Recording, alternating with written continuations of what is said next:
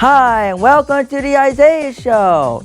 Today's show is we are going back in time to the 90s. Our first video is the top 10 defining moments of the 90s. During this decade, the United States moved into a new era of domestic progress and evolving technology, but foreign conflicts and terrorism foreshadowed troubles on the horizon. Welcome to WatchMojo.com, and today we're counting down our picks for the top 10 defining moments in 1990s America.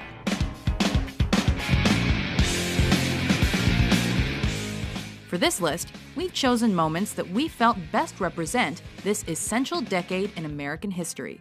Wow, we are witnessing tonight a modern tragedy and drama of Shakespearean proportion being played out live on television. Number 10, the O.J. Simpson trial. People are going to the freeway, parking their cars, and waving at O.J., we're told, as they drive by. Americans were glued to their TV sets when football star O.J. Simpson went to trial for the murder of ex-wife Nicole Brown Simpson and her friend Ron Goldman. If there is any doubt in anybody's mind about this person not committing this crime, then they have a real problem with reality. Cameras provided a constant view of the courtroom, making celebrities out of everyone involved.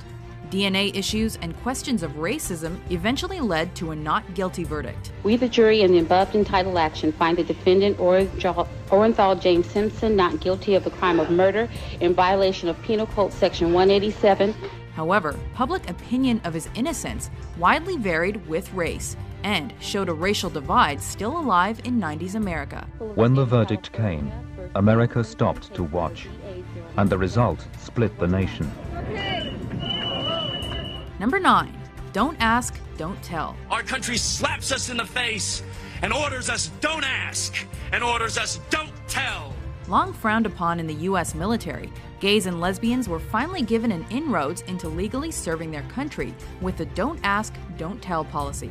A compromise of sorts between each side of the debate, it allowed homosexuals in the service, promitted they did not speak of their orientation. It is right because it provides greater protection to those who happen to be homosexual and want to serve their country honorably in uniform. In return, superiors were prohibited from questioning their sexuality. Problems remained, but this was a launching pad for change to come. I am not asking anymore. I am telling. I am telling. I am telling.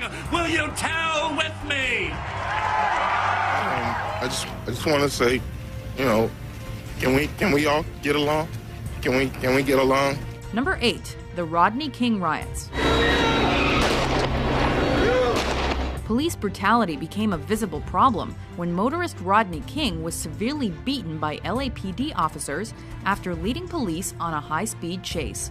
The incident was taped and attracted massive media attention. We've all seen the pictures of Los Angeles police officers beating a man they had just pulled over. When most of the primarily Caucasian officers were found not guilty in the assault on King, an African-American man, tensions boiled over. LA erupted into violence, murder, and looting for 6 days, a rare glimpse of unsuppressed rage in modern America.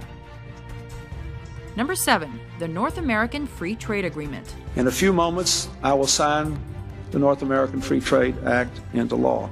Signed into law in 1993, the North American Free Trade Agreement was successful in creating an effective free trade zone between the U.S., Canada, and Mexico. It will create the world's largest trade zone and create 200,000 jobs in this country by 1995 alone. NAFTA initially caused worries of negative environmental impact and a loss of jobs. Fortunately, President Bill Clinton signed additional agreements safeguarding against such problems, and the resulting years saw a major boom in economic benefits for all 3 countries, which slowly increased over time. Number 6, the Oklahoma City bombing. The bombing in Oklahoma City was an attack on innocent children and defenseless citizens. Early on a Wednesday morning in 1995, a thundering explosion shook America into the era of terrorism. The nation now had to come to grips with the shock of this unprecedented event and the reality of terrorism in the American heartland. Frustrated with the federal government and its questionable actions in recent sieges, Timothy McVeigh and Terry Nichols decided to attack Oklahoma City's Alfred P. Murrah Federal Building. 168 people, including 19 children, died in the attack, and more than 500 were injured. Using a truck loaded with explosives, the pair destroyed a massive amount of the building and took 168 innocent lives, including many children, in one of America's deadliest domestic terrorist acts. You have lost too much, but you have not lost everything. And you have certainly not lost America. Number 5, a balanced budget and economic stability.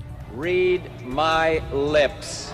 No new taxes. Leading into the 90s, the country struggled amidst a recession and painful federal deficit. Try as he might, President George H.W. Bush had to rely on taxes to try to set this straight, but lost public support along the way. It was the state of Ohio that took Clinton over the top and left George Bush with little but to surrender gracefully. President Clinton came into office committed to solving this. His budget plans finally produced a budget surplus in 1998, and the economy thrived as technology exploded with the popularity of the internet. Number 4, the Monica Lewinsky scandal. I did not have sexual relations with that woman. For all his achievements, President Clinton had his fair share of embarrassments. Long dogged by allegations of infidelity, his reputation took a hit when his affair with White House intern Monica Lewinsky became public in 1998. These allegations are false, and I need to go back to work for the American people. Clinton strongly denied the allegations, but mounting evidence led him to finally concede his involvement. Indeed, I did have a relationship with Miss Lewinsky that was not appropriate. In fact, it was wrong. This led to an impeachment trial on perjury and obstruction of justice charges, where he was acquitted thanks to strong support from Democrats. Number 3, the Columbine High School Massacre. Good evening, everyone. The reaction of so many people today was, oh no, not again, another high school. A nationwide fear of school shootings was born when Eric Harris and Dylan Klebold killed 13 people at Columbine High School and then took their own lives. Investigations revealed an intricately planned massacre that could have been even deadlier if their bombs hadn't failed. Eric and Dylan's bombs are now due to explode, but fail to detonate. The killer's extensive arsenal influenced a continued push for more gun control, while antidepressants, bullying, video games, and heavy metal music were all examined as possible motivations for the shooting. The president was shooting bombs overseas, yet I'm a bad guy because I've sang some rock and roll songs. Number 2, Operation Desert Storm. Regrettably, we now believe that only force will make him leave. The United States continued its role as a peacekeeper when Iraqi forces invaded Kuwait, threatening Iraq leader Saddam Hussein with an attack if he failed to leave the near-defenseless country. President Bush was forced to declare war in January, kicking off the Gulf War. Instead, he tried to make this a dispute between Iraq and the United States of America. Well, he failed. American soldiers took advantage of superior weapons like the Patriot missile to bomb the opposition and force a retreat. Kuwait had been liberated, but Hussein remained a major enemy for years to come. Before we present our final pick, here are some honorable mentions. And like that, and like this, and it's like that, and like this, and like that, and it's like this. On April the 24th, 1990, 5 astronauts aboard the Space Shuttle Discovery left on a journey that changed our vision of the universe forever. In focus this evening, the glitch that could short-circuit cyberspace. On New Year's Day, 2000, is it possible that we're in for an international disaster because so many of the world's computers will be utterly confused by what date it is? Number 1, the rise of the Internet. What began as $1 million investment by the government in 1969 to link computers to share information was now, at the turn of the century, the future. Developing for decades, the Internet came to true global fruition in the 90s. The World Wide Web was introduced in 91, and browsers soon followed, making web browsing truly possible. Many of us believe that this is, in fact, the telecommunications infrastructure for the 21st century. The internet quickly became commercialized. Internet service providers popped up everywhere, and prominent sites like Amazon.com were born. You know, what's not to love? You order the groceries online and we deliver them to your door. Unlimited information was affordable, available at the click of a button, and people were connected everywhere. America and the world was forever changed. Do you agree with our list? Which events do you think defined 1990s America and beyond? For more informative top 10s published every day, be sure to subscribe to WatchMojo.com.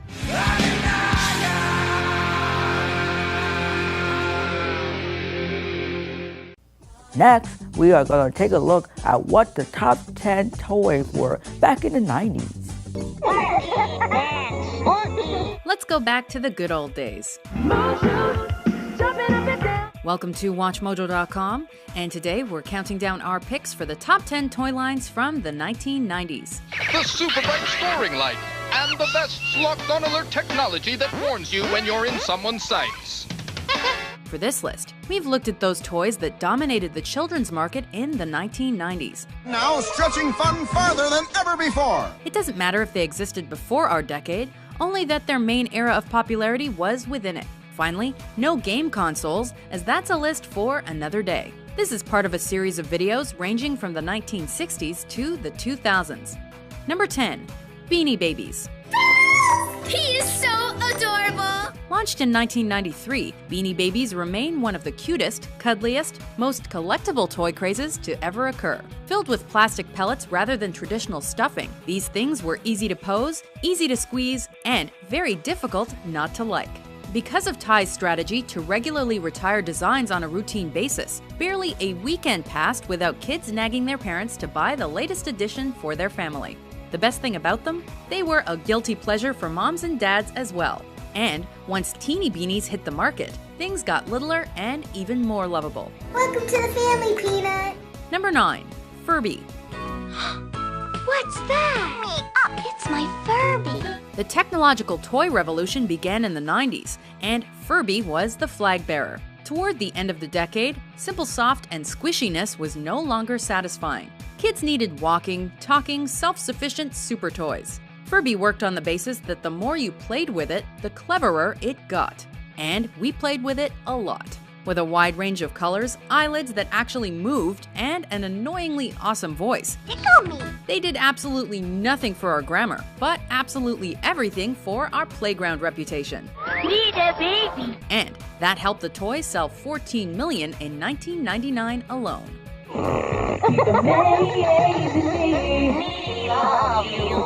Number 8. Creepy Crawlers and Easy Bake Oven. Cake, brownies, cookies, and candies. That's just the start. Stomach-churning, disgustingly realistic bugs! It's a battle of the sexes at 8, with boys and girls bound to their light bulb-powered ovens, reinforcing gender stereotypes for the next generation. I love my Easy Bake Oven. Little girls like to bake pretty things, right? And little guys like to be gross, right? Both originally introduced in the early 60s, the Easy Bake Oven was the first step toward becoming a domestic goddess. Creepy Crawlers was the first step toward, working in the reptile house? The cakes were just passable, and the bugs definitely weren't believable, but we all know that wasn't the point. It's all about the process. Once the hideous bug maker does its work, you'll have stomach-churning, disgustingly realistic bugs! Number 7. Troll Dolls. Can't stop hugging the troll kid.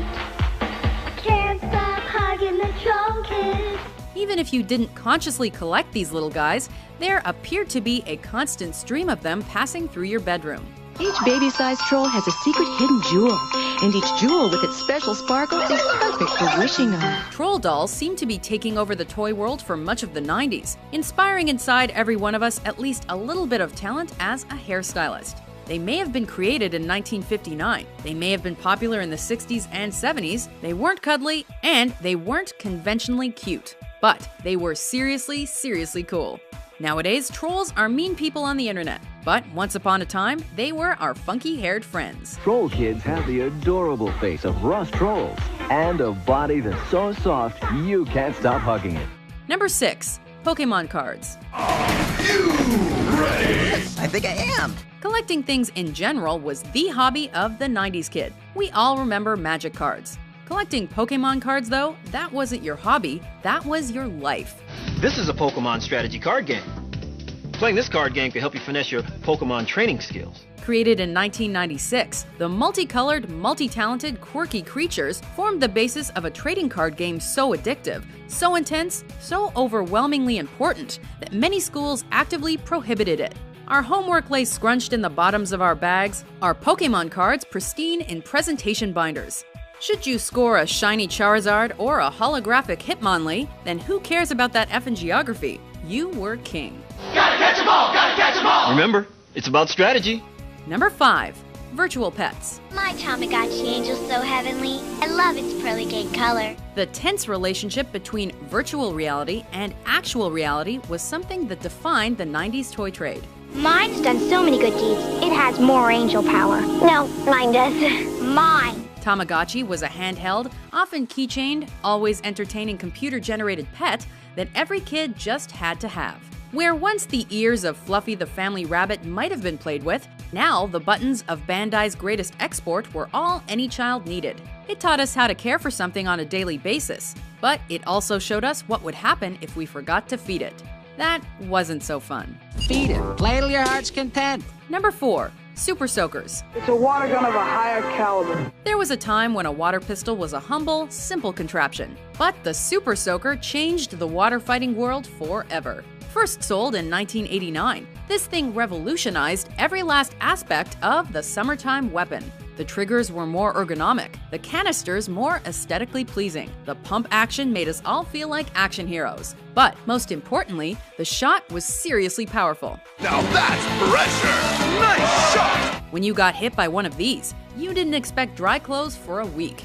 Never had a product name more perfectly described the product itself. Oh, Buffy! A range of up to 60 feet. Number 3. Nerf. Face it, you're either on one end of a Nerf weapon or the other. From a summertime gun to an everytime gun. Since 1970, Nerf made many a foamy fun thing. From footballs to basketballs to baseballs. With the Nerf Liquidator Bat, your swing creates a tidal wave of power. But this non-expanding recreational foam was most famous as high-performance playground weaponry. The child-friendly firearms became known as blasters, and they trumped anything else that your friends could throw at you. As the old adage went, it's Nerf or nothing. The only equipment necessary for many a recess war, Nerf was so cool they even had a young Seth Green on their TV commercials. What's better than hitting the mall? Hitting it with a Nerf slingshot. Way before Austin Powers, Green was all about firepower. Definitely. Number 2. Pogs. Newsflash, it's a Pog milk jab invasion. Collectively, collectible toys made up over half of our 90s countdown. Crazy Bones is another to just miss the cut. So when they play battle, those bones are really gonna fly! But was there ever, has there ever, and will there ever be a craze that catches on quite as effectively as Pogs? It was first played in the 1920s in Hawaii, and when it came back in the 90s, many kids didn't even know that these small discs with simple designs splashed across them were part of a game. They just liked to look at them. But there was method to the madness, a mixture of luck and skill with the slammer. Playing for keeps was like putting your life on the line. And sold separately. Before we pull our top pick out of the toy box, here are a few honorable mentions. Skip it, skipping and a screaming and a bop to bop. Twist it. Pull it. Man, that looks easy. Half it. Sure, it looks easy. Jack is great stuff. Oozy. Polly Pocket has a stage where she dances ballet. Wow. Mighty Max. Number 1. Tickle Me Elmo. For parents, there was nothing more annoying. For kids, there was nothing more amazing. His whole body's shaped with laughter. A bizarre combination of the Beanie Baby, the Furby, and the Tamagotchi, Tickle Me Elmo was the joke that never, ever got old. Oh boy, that tickles. the it toy of Christmas 1996, the Sesame Street favorite had us in fits of laughter because he was in fits of laughter. Even the older kids couldn't resist. Tickle Me Elmo is now LOL Elmo, which tickles us in itself. A toy that stood the test of time. Like all good things, it found fame in the 90s. Do you agree with our list? Which toys did we leave behind? For more nostalgic top 10s published every day, be sure to subscribe to WatchMojo.com. It's fun! And lastly, let's check out the top 10 most memorable movies from the 90s. The beginning of a new decade in cinema often means a change in audiences' tastes. And that's what the start of the 90s demonstrated. Where are you going now? Back to the future? Nope. Already been there. Welcome to WatchMojo.com, and today we're counting down our picks for the top 10 movies of 1990. For this list, we've looked at the lasting cult status of some of the biggest hits of the year in question, as well as the films that were loved by critics and audiences. God, no! Oh, God, no, please! Some hold up nicely over time, others maybe not so much. Either way, sit back and enjoy this blast from the past. Cowabunga. Huh? Number 10. Pretty Woman. Hey, Sugar, you looking for a date? This modern-day Cinderella story put Julia Roberts on the map of romantic comedies and cemented her smile status as one of the best in Hollywood. Holy shit! Also starring Richard Gere as a rich businessman, Pretty Woman follows Edward Lewis as he accidentally ends up in LA's red light district, where he asks prostitute Vivian Ward for directions. For 20, I'll show you personal. Even show you where the stars live. Oh, that's all right. I've already been to Stallone's. Great. There's a spark between them, and he ends up hiring her as an escort to social events. We're late. No, it's all right. Opening night never starts on time. Okay. Although the film was criticized for its old-fashionedness and sexism, it has remained a classic Hollywood rom-com. That's right. Maybe it was Robert's smile, or maybe it was her knee-high boots. Who knows? But it's still loved to this day.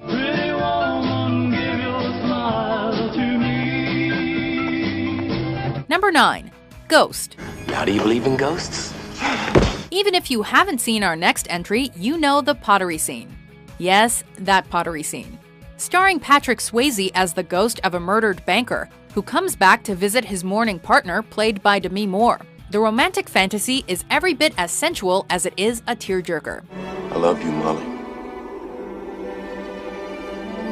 I've always loved you.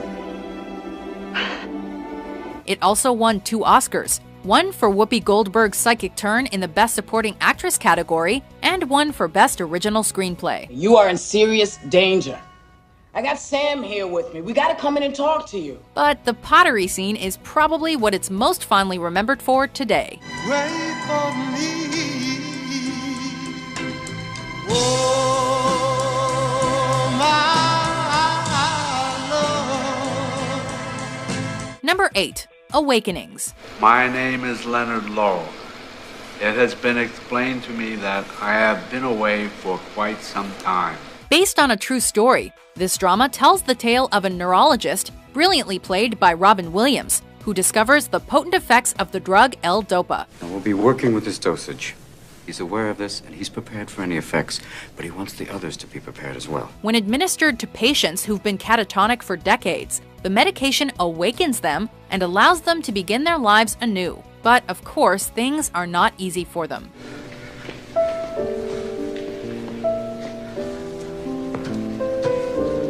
Also starring Robert De Niro as one of the awakened patients, the film is awe-inspiring and unsurprisingly garnered 3 Academy Award nominations. What we do know is as the chemical window closed, another awakening took place. It also highlighted Williams' quality as a serious actor, a year after another dramatic success for him as seen in Dead Poets Society. Thank you, boys. Thank you. Number 7. Cyrano de Bergerac. Et moi, Cyrano Savinien, Hercule de Bergerac. This French comedy is an adaptation of a play by the same name, about the life of celebrated French poet and soldier Cyrano de Bergerac. Ouvrez! C'est Cyrano! Embarrassed by his larger-than-life nose, but pretending to be proud of it, he tries to win the heart of Roxanne. Madeleine Robin, dite Roxane, fine. Lacking confidence that she will return his sentiments, he writes love letters to Roxanne through a much better-looking soldier, who doesn't have such a nice way with words. Mais la lettre qu'il faut aujourd'hui lui remettre, je ne pourrai jamais. Tiens, la voilà, ta lettre. Hormis la signature, il n'y manque plus rien. Tu peux l'envoyer, sois tranquille, elle est bien. You can guess what happens next. It was nominated for 5 Oscars, including Best Foreign Language Film, and 1 for Best Costume Design. Une robe à passer dans ma vie. Je vous aime. Number 6. Misery. My name is Annie Wilkes. I'm one fan. The next entry on our list is the reason why everyone is a little bit terrified every time they see Kathy Bates in a movie. I don't want her dead! I want her!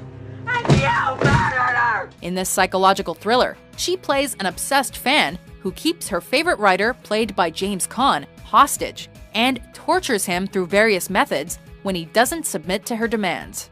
She can't be dead. Misery Chastain cannot be dead. Today, Misery is still considered one of the best screen adaptations of a Stephen King novel. I'm his #1 fan. I've got all his books, every sentence he ever put down. Unsurprisingly, Kathy Bates won an Oscar for her excellent, albeit terrifying performance as Annie Wilkes. For a while, I thought I might go crazy. Number 5. Total Recall. You're dreaming. Doug? Is it about Mars? This next movie is proof that not much had changed in audiences' tastes between 1985 and 1990, i.e., they still wanted more Arnold movies. No shit!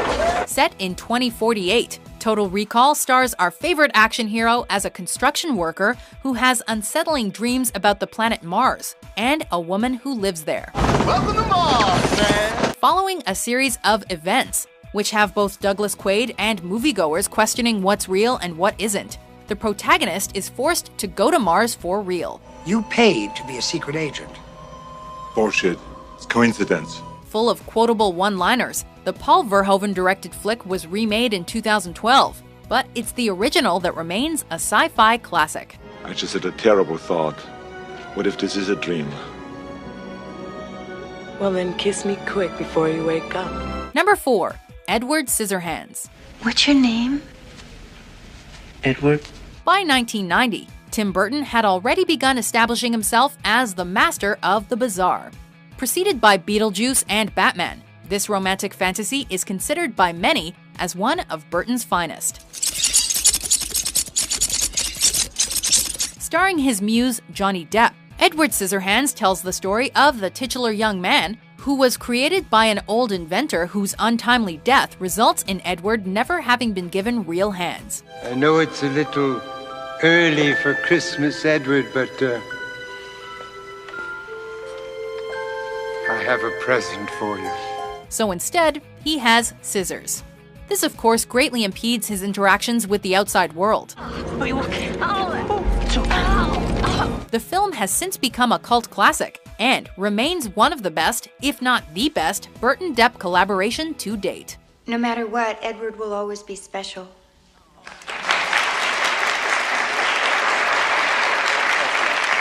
Number 3. Dances with Wolves. Our next entry is the ultimate Kevin Costner movie. The actor directed, produced, and starred in the film, which is an adaptation of the Michael Blake novel of the same name.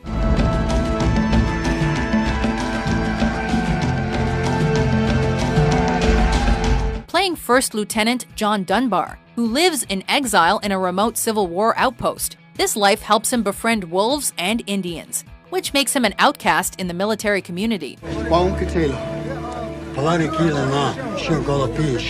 It took Costner over 5 years to complete the film, but it was definitely worth it, as it won the Best Picture Oscar and today is credited as having brought the Western genre back to life. We've come far, you and me. I will not forget you. Number 2. Home Alone. This is it. Don't get scared now. We watch this movie every Christmas, and there is no getting sick of it. Our next entry was produced by the incomparable John Hughes and stars Macaulay Culkin in the role of his life. Yes! Yes! Yes! Yes! Yes! When little Kevin McAllister's family leaves for their Christmas vacation, Kevin is left behind and has to protect himself and his huge house from two dim-witted burglars played by Joe Pesci and Daniel Stern. Heads up! Few people may remember this, but the film was actually scored by John Williams and received an Oscar nomination for Best Music.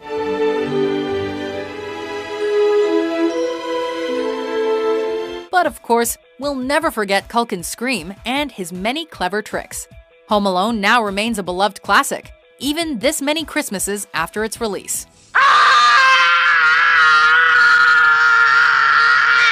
Before we unveil our #1 pick, here are some honorable mentions. If you can't tell me how you feel, Tracy, then I can't trust you. Wait a minute. What do you want me to admit? That I think about you? Lock him up here for Jesus, Christ's are you sake. part of this? Sit You still, can't be Jaime. part of this. I think these guys are gonna whack me, Tommy. Get him to shut up, Tommy, will you gotta talk Give to me a him. headache,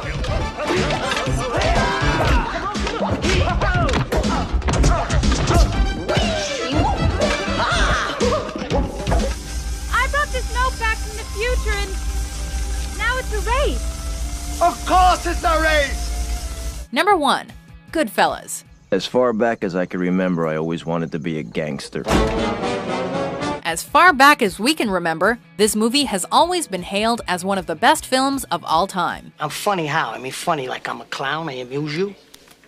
I make you laugh. I'm here to f***ing amuse you. It is the ultimate New York gangster story and a defining moment in the careers of actors Joe Pesci and Ray Liotta. Hey! What are you doing? An adaptation of the novel Wise Guy by Nicholas Pileggi. The crime flick screenplay was also co-written by him and Martin Scorsese. How the f*** am I funny? What the f*** is so funny about me? Tell me. Tell me what's funny. In retrospect, it may seem crazy that the film lost the Best Picture Oscar to Dances with Wolves. But regardless, Goodfellas remains in the hearts and minds of many as an unforgettable cult classic and a crime flick for the ages. I'm an average nobody. Get to live the rest of my life like a schnook. Do you agree with our list? Money cannot buy the honor which you have earned tonight. What's your favorite movie from 1990? Kevin! For more entertaining top 10s published every day, be sure to subscribe to WatchMojo.com. I just want to tell you I'm your #1 fan. That's very sweet of you. That's all the time we have for today. I hope that you enjoyed watching my Super 90s show tip for today. So we see you next time on the Isaiah Show. Be kind to one another. We see you next time. Bye, everybody, and happy Super 90s, everybody.